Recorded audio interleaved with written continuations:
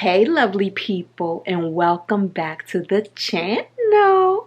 I am Tanisha, and before we begin, well, I guess I should tell you what we doing. Well, on this channel, The Fun and Budget Act, we talk about balancing your wonderful life with your wonderful income, okay? We talk about all things travel. We talk about a little bit of lifestyle, and what does lifestyle mean? It basically means whatever the heck I'm doing that I feel like pulling out a camera and recording for y'all. And we talk about money. Now, in this video, we are going to talk about the 6 things I regret, or I could have done differently, or the money that I wasted on my recent trip to Santiago, Chile. So if any of that interests you, consider giving me a thumbs up, consider subscribing, and at any point, feel free to leave a comment and we will have a discussion, or at least give you a heart if you're not throwing shade at me or being disrespectful. Okay? Cool. Let's talk. The order that we're going to talk about this in, number 6, for instance, is going to be my least impactful thing. So my least regret or smallest mistake to my biggest mistake or biggest regret or biggest whatever it is. It ain't that serious, y'all. I'm going to say that right now. Nothing in life is it? Until it is. Okay, so number 6, and this is the regrets, the mistakes, and the money wasters that I've made on this trip in Chile. All right, so number 6 is phone plan. I forgot to call my carrier Sprint and let them know that I was going to be in Chile so that I could make sure that my international phone plan was good. Now, with Sprint, you don't pay anything extra, but I've always had the habit of making sure that I gave them a call and then they would go do the routine of checking to make sure that that place was covered under my plan and that everything was good. They would make sure that my phone settings were legit and straight. And I don't know if they flipped any switches on their end, but this has always worked for me in the past, so that when I got in a country, the country's network would automatically pop up on my phone and I was good. I didn't call them for Chile. I just went just thinking that it probably works automatically anyway. Guess what? It didn't. So why this isn't that detrimental is because when I'm abroad, I really don't need my phone anyway. I'm not trying to call back home. I don't have young kids and things like that I have to check in with. As long as I'm in a hotel and we have Wi-Fi, I can then use my phone internet and I can do what I need to do with WhatsApp or Facebook Messenger or whatever other ways that I can do free calls or make free videos or check my internet and check in with you all. Make sure nobody slid in any suspect stuff on my channel while I'm away. So that's why it wasn't that detrimental. But it would have been nice to have had my phone situation in place, because when I'm out, it is good to use Google Maps. Now, you can preload Google Maps in your phone if you think ahead of time, but sometimes you're in the moment and you're lost. And it would be nice to be able to pull up your phone and figure your way out of it in real time. And then the other part that would have been nice was being able to use Uber while I was out. Good thing I was with my girlfriend Gwen, and she did the adult, mature, responsible thing, and her phone was set up for international use. So we were able to use her phone for Uber and things like that. But sometimes, y'all, we would run out of battery and she wouldn't be able to do it because her phone didn't have any battery, and I was no help because I was dead in the water. Number 5. I totally forgot to pack my converters. Are they called converters? Adapters.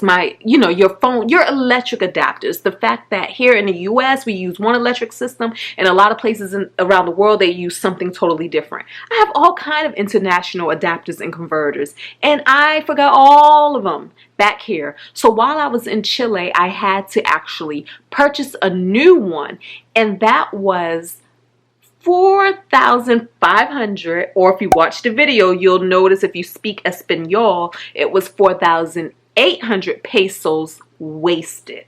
And that's roughly about $6.50 US dinero that I wasted having to buy another converter. The other thing that we should have done was we should have asked our hotel front desk first about the converters, because once we got into our room, we realized that, oh, there were converters all willy-nilly in the room for our use.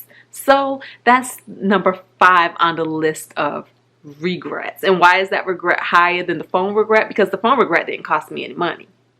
This regret did cost me $6 that I could have used in a gift shop. All right, so number 4 on my list of regrets was I did not get travel insurance. More importantly, medical insurance.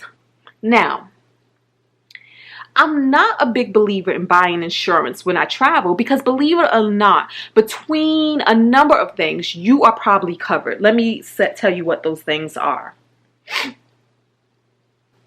If you have your own medical health insurance, check with it, especially if it's a PPO. Now, an HMO may not work, but a lot of PPOs will cover you if you're out of the country. But I say check because there's also a ton of them that will not. So check with your own medical insurance. You may be covered.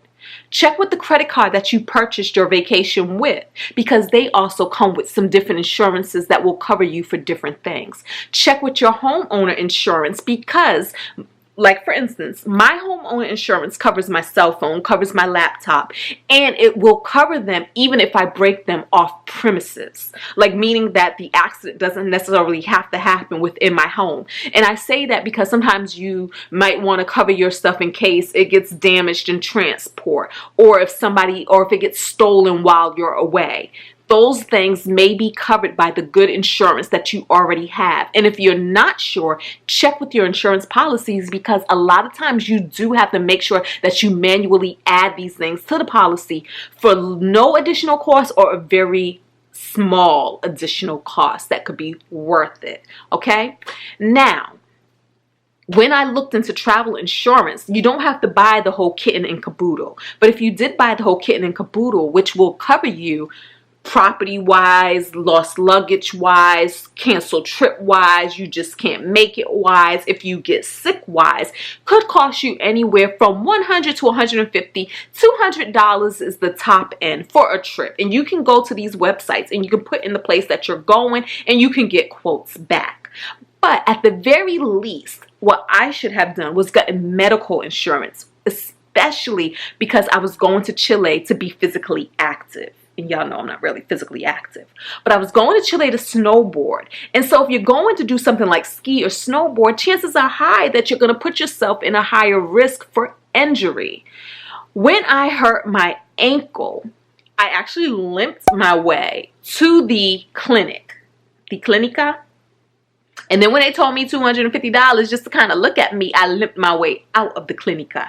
And then I went and bought my own meds and my own inflammation medication and things like that. However, if I would have just paid like the extra $12, $14, $30 for top end additional medical insurance, I could have let them take a look at me and really not have to worry too much about my out-of-pocket price. And whatever my out-of-pocket price would have been, I could have gotten back to the United States and expensed that with my regular insurance. So that's why I say number 4 was not having insurance.